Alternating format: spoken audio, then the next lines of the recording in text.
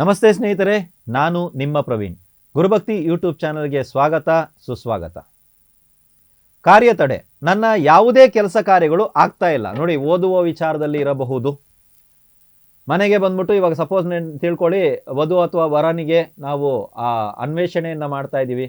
ಹುಡುಗ ಹುಡುಗಿನ ನೋಡುವಂಥದ್ದು ಇರುತ್ತೆ. ಸರಿಯಾಗಿರುವಂಥ ಸಂಬಂಧಗಳು ಬರ್ತಾ ಇಲ್ಲ ಅಥವಾ ಸಂಬಂಧನೇ ಬರ್ತಾ ಇಲ್ಲ.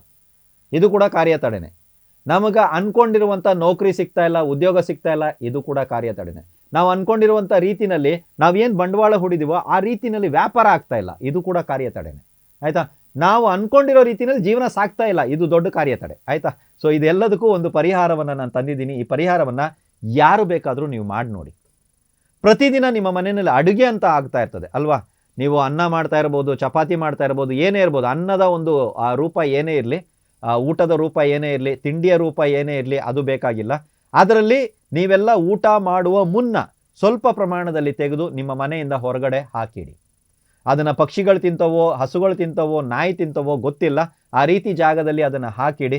ಸೊ ಯಾವಾಗ ಪಕ್ಷಿಗಳು ಅಥವಾ ನಾಯಿ ಅಥವಾ ಹಸು ಇತ್ಯಾದಿಗಳು ಈ ಒಂದು ನೀವು ಹಾಕಿರುವಂಥ ಆಹಾರವನ್ನು ಊಟ ಮಾಡಲು ಪ್ರಾರಂಭ ಮಾಡ್ತವೋ, ಈ ಭೋಜನವನ್ನು ಸವಿಯಲು ಪ್ರಾರಂಭ ಮಾಡ್ತವೋ, ನಿಮ್ಮ ಕೆಲಸ ಕಾರ್ಯಗಳು ಆಟೋಮೆಟಿಕ್ ಆಗಿ ಸ್ಟಾರ್ಟ್ ಆಗೋದಕ್ಕೆ ಪ್ರಾರಂಭ ಆಗುತ್ತೆ. ಸ್ಟಕ್ ಆಗಿದೆ, ಆಗ್ತಾ ಇಲ್ಲ, ಇಲ್ಲಿಗೆ ಹೋಗ್ತಾ ಇದ್ದೀನಿ, ಈ ಕೆಲಸ ಆಗ್ತಾ ಇಲ್ಲ, ಇಂಟರ್ವ್ಯೂ ಮೇಲೆ ಇಂಟರ್ವ್ಯೂ, ನಾನು ಅಟೆಂಡ್ ಮಾಡಿರೋ ಅಷ್ಟು ಇಂಟರ್ವ್ಯೂ ಯಾರು ಅಟೆಂಡ್ ಮಾಡಿರಲ್ಲ ಗುರು, ಆ ಲಾಸ್ಟ್ ರೌಂಡ್ಗೆ ಹೋಗಿ ವಾಪಸ್ ಬಂದ್ಬಿಟ್ಟಿದ್ದೀನಿ.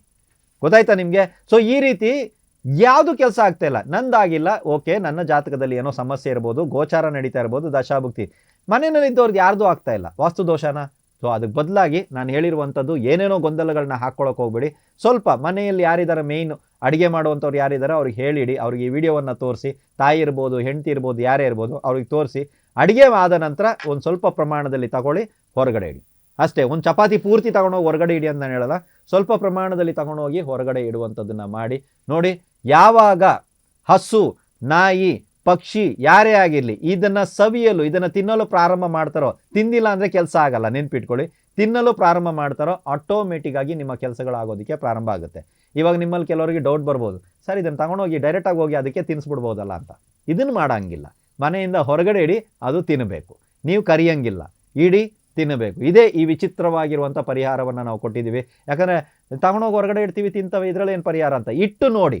ನಿಮ್ಮ ಕೆಲಸ ಆಗದೇ ಇರೋ ಥರ ಇತ್ತು ಅಂದರೆ ಯಾವುದೇ ನಾಯಿ ಪಕ್ಕದಲ್ಲಿ ಕೂತಿದ್ರು ಕೂಡ ಅದನ್ನು ತಿನ್ನಲ್ಲ. ನೀವು ಚೆಕ್ ಮಾಡಿ ನೋಡಿ, ನಿಮ್ಗೆ ಆವಾಗ ವಿಶೇಷ ಗೊತ್ತಾಗುತ್ತೆ. ಸೊ ಈ ರೀತಿಯಾಗಿರುವಂಥದ್ದೇ ಸರಳವಾಗಿ ವಿಚಿತ್ರವಾಗಿರುವಂಥ ಪರಿಹಾರಗಳು ಗುರುಭಕ್ತಿ ನಮ್ಮ ಯೂಟ್ಯೂಬ್ ಚಾನಲಲ್ಲಿ ಬಹಳಷ್ಟು ಕೊಟ್ಟಿದ್ದೀವಿ. ಎಲ್ಲ ವಿಷಯಗಳಿಗೂ ನಾವು ಪರಿಹಾರ ಕೊಡುವಂಥ ಪ್ರಯತ್ನವನ್ನು ಕೂಡ ಮಾಡ್ತಾ ಬರ್ತಾ ಇದ್ದೀವಿ.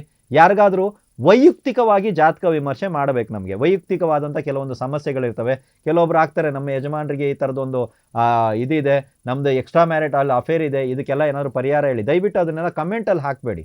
ಇದು ನಿಮಗೆ ವೈಯಕ್ತಿಕ ಅಂತ ಅನಿಸುತ್ತಾ, ಅನಿಸಲ್ವಾ?